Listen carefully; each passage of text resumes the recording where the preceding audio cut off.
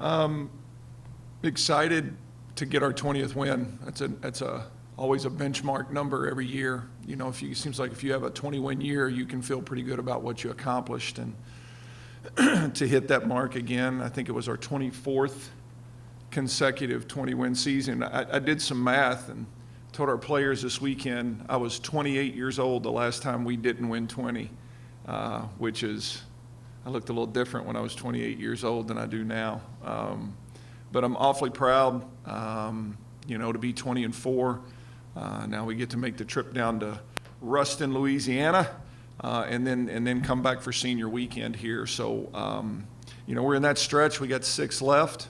We're in, first place with a 3-game lead with 6 to go. I love where we are. I'm proud of our kids, and just looking forward to keeping moving in the right direction. So. And you're back in that routine. Mm-hmm. I know you talked about so important. It's got to be nice to be in that routine now. Where there's a little travel this week, but it's the 2 games. It is. Yeah, I'm really glad to be back in a normal routine. I guess Tyson wouldn't want to hear that. They don't have much of a routine, playing on Tuesdays and then Saturdays and then Thursdays. But we're in a good routine the rest of the way now. We play Fridays, Saturdays the rest of the way, so we can get good work done. We need it still. I know we've had an awfully good season to this point, but we still have some things we have to get better at as we eyeball tournament time. One of the things you talked about last week was finding that balance kind of on offense. It seemed like there was definitely a lot more balance throughout those heavy hitters this weekend. Yeah, we definitely got that accomplished. We were better. I still think we need more from our middle hitter position. It's uncomfortable for me. We've always been a school that was very heavy offensively in the middle with Lauren Matthews and Rachel Anderson and all the greats that came before. And, this is an odd year for me offensively because we're really, really good on the left. And but to be good at tournament time, you need to be balanced. And, this weekend we were a much more balanced version of ourselves, and that will serve us well moving forward. You're in a stretch, too, where we won here. I mean, they're teams that have kind of struggled. It's got to be good to see the teammates of this week didn't kind of play down the competition, so to speak. And now you got to go do the same thing on the road. But that's got to be another thing that you've got to want to see develop. Yeah, we really have put a big emphasis on us these last few weeks. Sam Houston, has struggled, but you see they're a dangerous team. They're really, really good, and this league is that way now. And but it's kind of odd. Early in the year, this is the way my coaching cycle goes every year. Early in the season, we really focus on us, and just trying to be a good version of us. And then kind of you get in the middle of it, and the focus starts changing to the opponents. And then as we get closer to tournament time, even though obviously we're still focusing on these opponents, it's kind of a return to focusing on us. It's kind of everybody is what they are. Everybody is what they are what they are, is what they is. What you guys will have to help me with that one. Everybody, you kind of are what you are at this point in the season, and so there's not as much change from week to week. So it really becomes being a good version of yourself, and everybody playing at their ceiling. And, kids like, Paige Briggs, Kaylee Cox, like you kind of know who those kids are going to be. Callie Bauer, you know who those kids are going to be. But I'm still just trying to squeeze every bit out of those young kids that we can. And that's what's vital about this practice time this late in the year. I think you just answered a little bit of it, but still, you said you are what you are. What are you? We're really good. We're a really complete team. I said this going into the year. Last year we had a couple superstars in Lauren Matthews and Paige Briggs that really covered up a lot of deficiencies on our team. That's who we were last year. We wore it with pride, and we took it to the second round of the NCAA tournament, but we had deficiencies that there wasn't a whole lot we could do about. This team doesn't have those. This is a really complete team. We can beat you in a defensive matchup.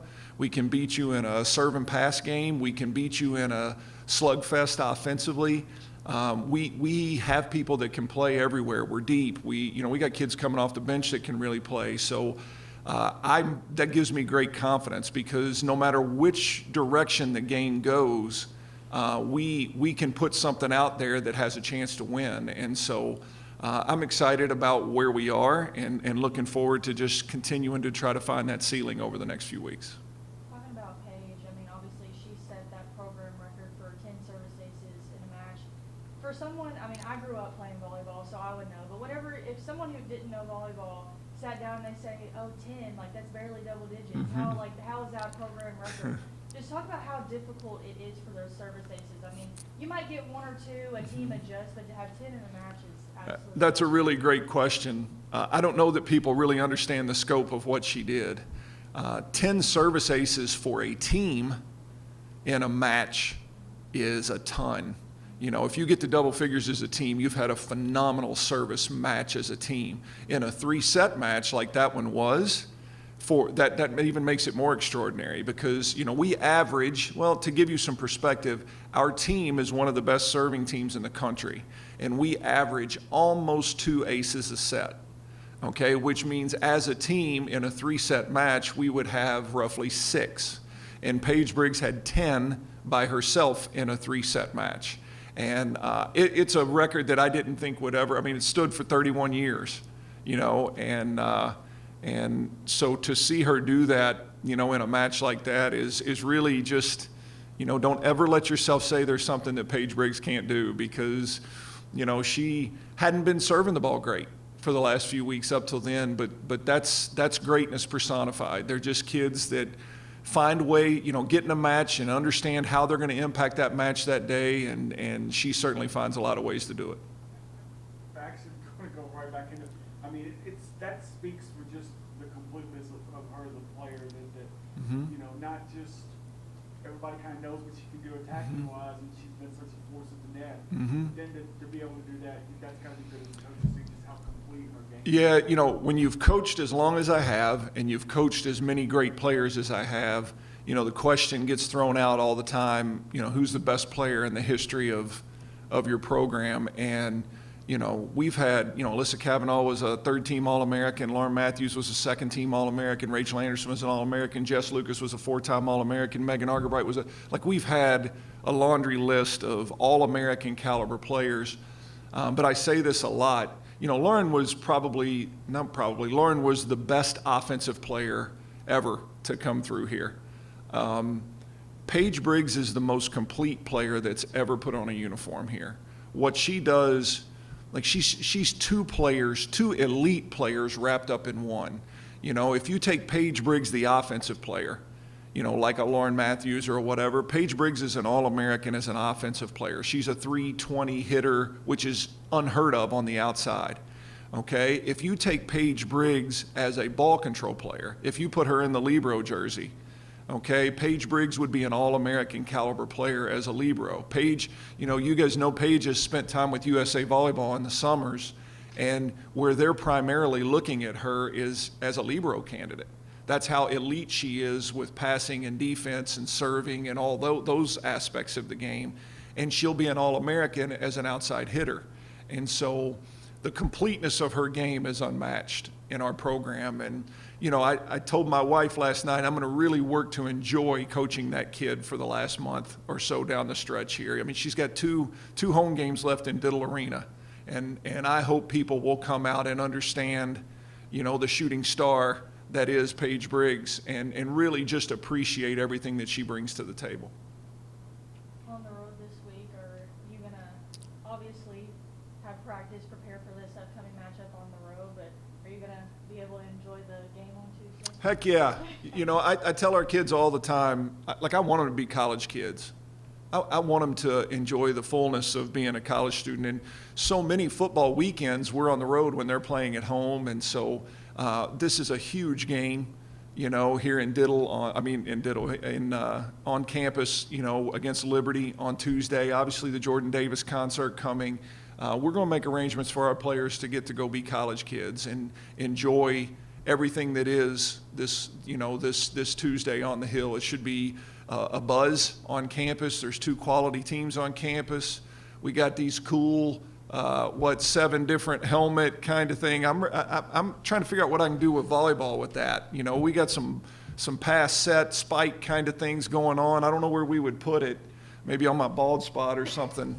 But it's just, this is an exciting week on the Hill, and we will certainly make arrangements. If I can make we're chasing a championship in women's volleyball right now. If I can make arrangements for our players to be present, in the tailgate area and in the stands for that football game, then the rest of Bowling Green can make arrangements to get here and support this team and give them a chance to win a championship of their own. And how important to you, obviously, a couple weeks away, but just to end the season at home? I mean, it's got to mean a lot. Yeah, well, it's going to be great. The way it's shaping up, if we can go to La Tech and take care of business this weekend, we're going to have a chance to win a championship in Diddle Arena. And that is different than winning a championship on the road. It just is. There's just something about being surrounded by your fans and